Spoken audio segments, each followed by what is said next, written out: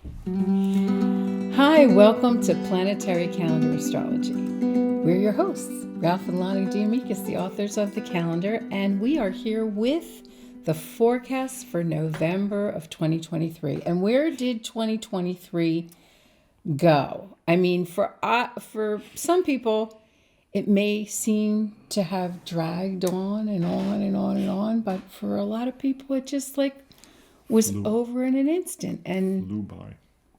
you know what? You can have a little bit of both, because sometimes we felt like, oh, this month was never going to end. September was not on my top 10 list of months of 2023. But, it's time is such a fluid thing. Yes. And as we get a little older and live through our kids and our grandkids and things like that, you realize that there's a sort of a disparate experience of time through the generations. So I hope it went just the speed that you wanted to. And of course, there are 2 full months left, so Yes. anything can Yes. happen. So, when Ralph writes these forecasts, he gives a little prequel, and then he has his annotations for the letters, which he loves to do, and I love to let him do. Not that I let him do. I think he would do it anyway. She edits and contributes. Well, blame it yeah. on I me. mean, we do write them kind of together, Yes. but, we kind of go in his direction. And then if you want my point of view, then you have to listen to these things and listen to me prattle on, just like this. So he writes, after the tumult of October, this November is calm in comparison. Mercury, Venus, and Mars now all direct change signs, so personal relationships shift. Well, ain't that the truth? Then Saturn, after moving retrograde all the way to 0 degrees Pisces, turns direct on the 4th. So large projects will progress again. The month is balanced between easy and challenging transits. Now, it's that line right there that controverts the word calm in the first line for me. And being a Scorpio, November is not ever really completely No. calm. No. But I'm hoping that when Pluto moves out of Capricorn, almost permanently. For at least 240 years almost. Well, no, I mean, It it's going to steps back. back in. It's going to step back again in Yes. the beginning of the year, and once it gets out of there. But once it leaves my rising sign of Capricorn, I think calm will be something I will become reacquainted with. What do you Yes. think? So, I like to look at the void, of course, because that's something that a lot of our calendar friends and fans ask about. And I want to say that for me personally, when I look at the void, of course, I mostly relate that to what kind of a work day I'm going to have. Right. So the worst void, of course, for the month looks to be the very first day of the month, the November 1st. And when I say worst, I mean because it's the bulk of time is within the working day, at least on the West Coast Pacific time, because it starts at 5:30 in the morning and doesn't end until 2:30 in the afternoon. And so that's a big chunk of the kind of work day. And it's void while it's in Gemini. I may be a little prejudiced, but Gemini is a little bit of void, of course, all the time. Right. So that moon in Gemini, moon is changeable.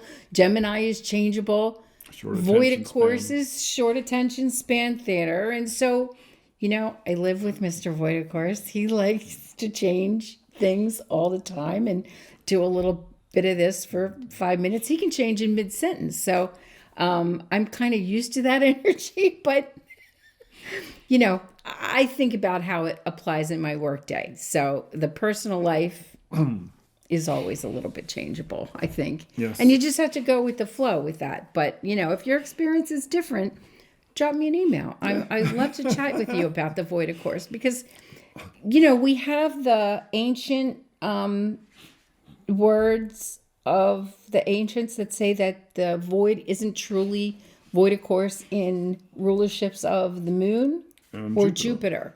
So if you think about, Cancer and Sagittarius and Pisces. He's not even Thank helping you. me out here today She's because a- I'm you're- having a little you're- void of course You're on thing. a roll. You're on So- a roll. It's not really, and also the exaltation. So in Yes. Taurus, it's not Right. considered Taurus, yes. a terrible void of course, because the moon is so self-directed in those signs that it doesn't really need to have a destination. It's happy to just be. So that's what... Mom has her credit cards, and it's fine. Thank you very much. Exactly. Don't bother me. Yes. It's a time for me to breathe in and have a moment alone. Yes. Anyway, so we have 3 white circles in the month. And because Libra is still kind of leaving an influence on November from the way that Libra can, Yes. there are 3 black box days. So Yes. balance. It's interesting that the first black box and white circle pair are next to each other, so the black box on Sunday the 5th is balanced by the white circle on the 6th. But I'm going to let Ralph read you the numbers, and 2 white circles in the same week, in that first full week of November, should be good for planning for everyone. And when we have those black boxes that happen on the weekends, unless you work on a weekend or you're planning to launch something new on a weekend, they won't be as problematic, especially if you have a heads up of them. Exactly. So the first thing we look at is A, which is on the 2nd, right? The moon's in Cancer, which is a lovely position, a powerful position. But this is a really good day to move stuff along. Okay, why? You've got good aspects to the moon from Jupiter and from Mars. Okay, Mars is in Scorpio, making a nice trine to the moon. Jupiter is in Taurus, making a nice sextile, so the moon's really empowered. The moon, remember, moves things along. It's about how you accomplish things. The sun is trine the moon at the same time, so the sun in Scorpio is trine the moon, so energy really is flowing easily. But the sun is going to be directly opposite Jupiter and Taurus. So while things will move along, watch out, because people who are really stuck with the status quo. I don't want change. I don't want things to change. Please don't change anything. But we want to move things along. No, can you do it without changing anything? It's going to be the discussion you have. That's where you're going to have to run into issues. The best way to do it is if you really need to have a discussion about it, bring food. It'd be really helpful to bring something tasty to eat. Have a discussion over lunch. You'll probably make more progress because it is Taurus after all. Can I just say something quickly? Right now, the beginning of November, you've got the Sun conjunct Mars. Yes. Mars is the ancient ruler of Scorpio, so it's very powerful in this position. So there's a powerful feminine energy connected with the more masculine energy of the Sun in Scorpio. So that could be a little point of tension. And also that Mercury is not too far away in Scorpio in the beginning of the month. So be guarded against blurting things out, being impulsive, Right. running a red light, saying what you don't really, did I say that out loud? That kind of a thing, until these 2 guys, the little troublemakers, Mars and Mercury, move a little bit further away from the sun, and also eventually, hopefully, leave Scorpio altogether. Yes, be careful around sharp objects, and if anyone's talking to you and they're holding a knife in their hand, even just casually, Say listen yes. to them and pay attention. Say yes. And say yes, but be aware of where the knife is at all times, please. Well, and if that wasn't enough, Uranus is opposing all that in Scorpio. So Yes. it's kind of like an anything can happen, but it's Yes. something that doesn't have an undo button. So Yes, we've talked about tread it before. carefully the first week or so. Uranus and Jupiter being in the same sign and the sign of the Earth has a lot to do with why we've had the highest temperatures ever on the planet. We forecasted this years ago that when this came up, climate change was going to be hitting the fans, and boy, did it. Okay, on the 4th, Saturn's going to turn direct. And, we always say, oh, Saturn's giving a hard time. Hey, Saturn has to be someplace.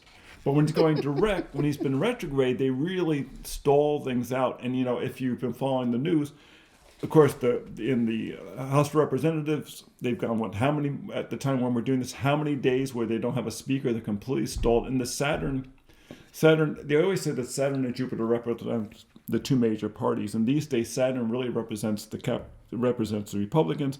Jupiter represents the Democrats.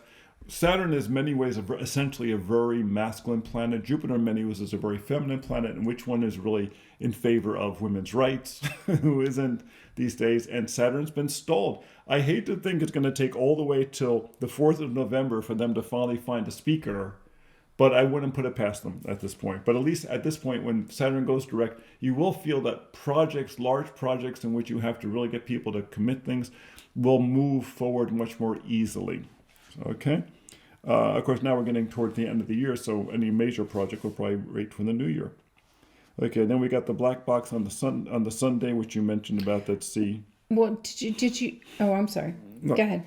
You did mention Saturn going direct. That's what I was talking about. Yeah, exactly. I'm sorry. Well, that's okay.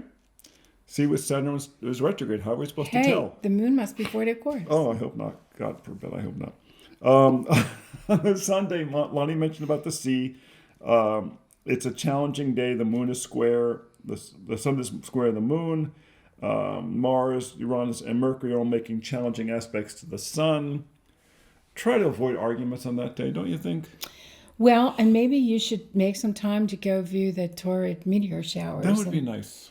Kind of get yourself a little starlight going and recenter yourself. And that's also the day that daylight savings time ends.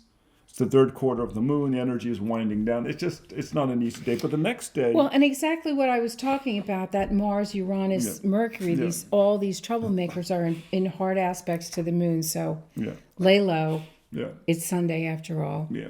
And then the moon is in Leo, so people have a tendency to be dramatic. So don't be surprised if people are... The term drama queen may come up in the course of the day. Just saying. Not if you're watching football. Right. That's the spirit. You can cheer to your heart content. No one will mind. There you go. Okay. On the 6th, of course, is D. That's the white circle. Lonnie also mentioned about that before. It's kind of a fun. Don't you think it's kind of a funny white circle day, because it's Mercury to Neptune and Trine, Venus to Pluto. So it's from the personal planets, the outer planets. And they're good aspects, but they're not necessarily sometimes they're little troublemakers. I mean, I don't like to call Neptune a troublemaker, but Neptune sometimes obscures things or doesn't give you like an accurate read on something. I mean, you can use it to its benefit by writing fiction or something with that Mercury trine Neptune, or being inspired by something, or doing something for charity, or any of those ventures that do well with your hands, your brain, and your inspiration, or your good thoughts and ideals. But and the same thing with Venus. Venus is trine Pluto, and Pluto's kind of again hidden. You don't know exactly what Pluto's motives are all the time. Same with Neptune. And so these two very personal planets, Mercury and Venus, are connecting by trine, so making sort of a real solid connection with these two more nebulous, under the radar energies. Know what day this would know what this day would be good for. Okay. What? I speak the English. Yes, right. Is that with the moon in Virgo, it's a very good detailed day. With these outer planets, when you go to the outer planets, you're dealing with global issues. So things like the internet and such, you're dealing with power, energy. It would be a very good, if you ran any kind of like online business, or you had to do online work, it'd be a great day for that, because it's a great way to connect myself personally with the global marketplace, or with the greater community. Well, that's a really good point that you say that, because, Uranus is usually the planet that we connect to the internet and global things. Yeah. But Neptune is the one that reaches out to do good works out in the world, to the larger community. And Pluto is profound change and, control over something that you don't normally have control over. And we all know that Venus likes a little control. That's true. I always relate, in part of our work, we connect Neptune, Pluto, and Uranus to the utilities. We're all connected through utilities. We all share electrical systems. We share gas systems. We share water systems and the web and things like that. And it really relates very strongly to these outer planets that, remember, only discovered starting in the 1700s when people started developing a global sense. The next day is election day. On the 8th, we have... poor election day in these off years. Yes. I mean, they don't get much attention. People don't pay attention to it, but, this is when there's a lot of local races, so... Yes. Hopefully you're all registered to vote and have your chance to say something. Yes. And then finally, on the Wednesday, gracias a Dios, Venus enters her ruling sign of Libra, 1:30 a.m. It's another white circle day. Mercury's making a nice aspect to Pluto. Once again, it's kind of this personal to outer. And then Mars, Uranus, Pluto, and Mercury all making nice aspects to the moon in Virgo. And isn't the moon in Virgo grateful for that? Because it really has to put up with so much. The longest suffering of signs. But don't you get a lot done in a Virgo moon? Oh, very much so. It's all the stuff that you've been trying to avoid, though. Yes. That's true. And you say, finally, I'm going to get that done. And the other hardworking moon is the Capricorn moon. That's true, too. I really accomplish things Yes. on those two moons. And they're long suffering, but they don't complain about it. So the next day is the 9th. So on the 8th, Venus enters Libra. On the 9th, Mercury enters Sagittarius. So both of these planets have now entered dignified positions. Venus has entered the rulership position, the masculine rulership position, which is very extrovert.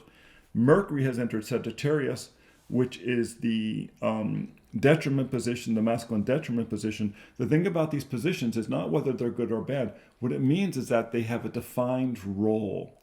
Venus now really wants to reach out to other people. It's really encouraging social intercourse, social connections. Mercury in Sagittarius is really encouraging philosophical thought. And they're coming 2 days right after each other. Figure there's going to be some turbulence right around here. There's going to be a lot of bumps in the road as energy with these two personal planets change signs so quickly. And I know you meant to write this in the forecast for everyone to know, but of course, Venus is entering my natal sign of Libra, and Mercury is entering my natal sign of Sagittarius just in time for my solar return. Exactly. So when you ring the doorbell, make sure you ring it with your elbow so that because you're going to be carrying gifts, right, for her birthday. So, but this is, yes. Go ahead. Go on. No, it's going to be your birthday, so you get to talk. No, we were going to talk about the black box just briefly on the 11th, Saturday the 11th, right? That void, of course, is through the morning. And then you have that Scorpio moon. The void is really void because it's void while the moon is in Libra. Right, yes. And so the big thing about having that black box is both the hard aspect to Pluto and the Mars, more importantly, the Mars-Uranus opposition. Exactly. Now, by the way, if you are born in Libra, you have strong Libra in your chart, it's strong someplace in your chart, especially if you have the sun and the moon there, be prepared to be more charming and more attractive as Venus passes over your sun. Or if you have Venus and Libra natally, same kind of thing. You will just appear more charming to people, more beautiful. So be prepared for that. It's a burden, but you have to bear. Lovely. And also look, where is Mercury going through in your chart? Because once again, it's really encouraging that part of your life to, to consider things, to look at things from two sides. Okay, now on the 13th, that's G, okay, and that's the new moon. Okay, so if you look at the calendar, it's got a little, band around it, and that's there to tell you that it's the new moon. It's got the new moon at 20 degrees Scorpio. Boy, is that a familiar This is my degree. chart. That's Monty's chart, yes. Except I'm not born at the new moon. I'm born at the full moon. So yes, exactly. What's interesting is that at the full moon on that day, what's opposite the sun... The new moon. At the new moon, what's opposite the sun directly is Uranus. So Uranus, who's been such a player in the charts this year because Jupiter's been there, Jupiter's been expanding everything, is now opposite the sun. So we're going to see some type of uproar, some type of disruption going on. Okay. Sorry, I don't mean to make this all about me, but to have Uranus replace my lovely moon, yes, I don't think that's fair. No, it really isn't. Okay. No. In fact, let me read from this because I have no idea what I wrote because we wrote this last year. Remember, we do these things a year or more in advance. The new moon in Scorpio opposes Uranus and Taurus. Expect to hear about conflicts between commerce and the environment. Multiple lunar aspects make this a very social day with excessive demands on your time. See, people are going to be coming by with gifts. Challenging for Leo and Aquarius, okay, but very productive for Virgo and Pisces. So if you're lucky Virgo Pisces, that's fantastic. If you're Leo and Aquarius, sorry. Okay, that's one. Hey, what can you do? Hey, Uranus has to be someplace. Some mild aspects. I like the Venus and Mercury holding hands there on the 15th. Doesn't it look like they're, when you see that sextile there, doesn't it look like they're holding hands? Yes, Kind of, I yes. always, and that's kind of really defines that sextile energy anyway for people who are studying. You know, it is kind of like you're on the same page. On the Friday, the 17th, that's H. And there's so much going on there that I really have to read it because it's just beneficial aspects between the Sun, Moon, Neptune, and the Moon. Move events forward smoothly, allowing ideas to become reality more easily. The drive to get things done may suffer from too many distractions. So stay off social media. Good for practical Taurus, Virgo, and Capricorn, in other words, for the earth signs. Well, and the players in that, the strongest players in that are the Sun and Mars. Well, I guess Neptune also, because it's also involved in two aspects. But you know, but you're right, it all goes back to that Sun conjunct Mars. Yeah, you're going to feel that personally. People are going to feel these aspects real personally because it's Sun and Mars, and those are things you feel personally. You know, Neptune you don't feel so personally unless you're really, you know. I feel thankful that the Sun is sextile the Moon. Yes. Because then emotionally you can really sort of get a read on all that. Because those trines can move things along. This is a day to move something along. Exactly. You know, something that you've been thinking about, the Neptune, something that you are anxious to get your hands into and physically start, you know, with that Mars and the Sun, and the Sun is giving you the go ahead. So, but the eye and the Leonid meteor showers. And the Leonid meteor showers. What more could you ask for? Exactly. So, which means it's going through Leo, of course. Now, the on K, which is Monday the 27th, is the full moon. It's a. Oh, wait a minute! Did you skip a whole week? Did I? I'm sorry. Oh, you're just going ahead to the full moon? Oh, no. How about the Sun entering Sagittarius on the 22nd? That was I. And in fact, in the forecast, there's an extensive amount written about it. So much so I don't think I can read the whole thing. So apparently this is really important. But it's a very pleasant Sun trine Moon. Remember that the reason that there are a doubling of the Neptune above is that we are showing that the Neptune is parallel the Moon. And those aspects across the top of the number are in the order in which they happen. For a little while there, we were putting them in the planetary order, the natural planetary order, but we sort of corrected that a few years back, and now they go in the order that they happen. So earlier in the day is the Venus, Neptune, and later is the Pluto, Mars. Oh, I see what the part is here. We're talking about the fact that Sagittarius, like, Thanksgiving, is all about the sense of abundance. And the reason it comes at that time is because it comes right after Scorpio. Scorpio was the time when they thinned the herds. It's one of the reasons why Scorpio has this reputation of blood and such, because that's when they would thin the herds. Now they had all the meat set aside. This is why they would now have a banquet, because some of the meat would be used for the banquet. The other section in there is mostly about us ranting a little bit about the fact that, the two main rulers of Jupiter are Sagittarius and Pisces. That Pisces is not ruled by Neptune, that there's a reason why Pisces is associated with Sagittarius, because it has to do with compassion and such. Well, and in the ancient system, each of the planets out through Jupiter or out through Saturn have dual rulerships. Right. And it creates a beautiful symmetry. Yes. With a masculine and feminine expression for each planet. Yeah. To understand the power of Jupiter and Pisces, consider the events that happened in the first half of 2022 when Jupiter was flying through Pisces while the suffering of Ukraine was broadcast to the world. See, this is very much, Jupiter makes things bigger. Right. So let's see, on the... Mars will be entering Sagittarius on Friday the 24th. J, yeah. while leaving intense Scorpio. Mars loves Scorpio. Oh my gosh. I think Mars in Scorpio is more powerful than Mars in Aries, tell you the truth. Aries. Well, but Mars does like Sagittarius. That's true. Gets to stretch his muscles and That's true. You go fi- for a run and Yeah, you find that in a lot of professional go athletes. outside of his own, Yeah. group, his own Yes. circle connection. Because in Scorpio, Mars in Scorpio can be a little introverted and a little, Yes. not that Mars does introversion very well, but, no. once he gets into Sagittarius, he feels like he's kind of broken through a bit of a cage. I think one of the things I mentioned here is that Mars in Sagittarius is landing on Black Friday. So this may be one of the bigger Black Fridays that we have seen in quite a while.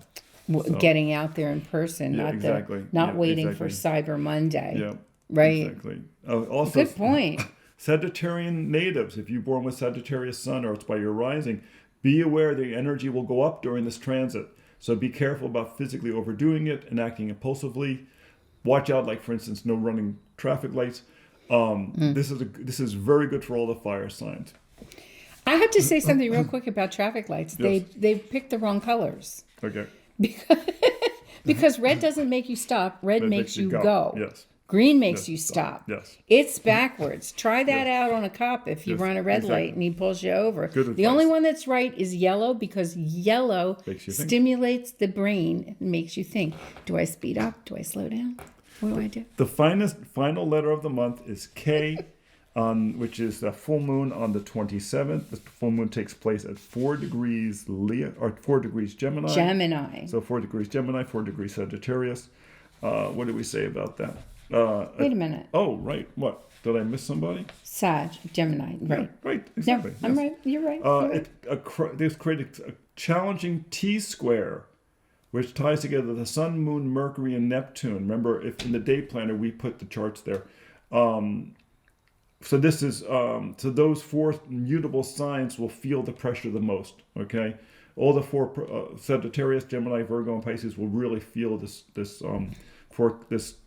lunation the most. To make the day work will take a great deal of effort, but focus on people over things or ideas, and you will have the most success. It's very much a people day.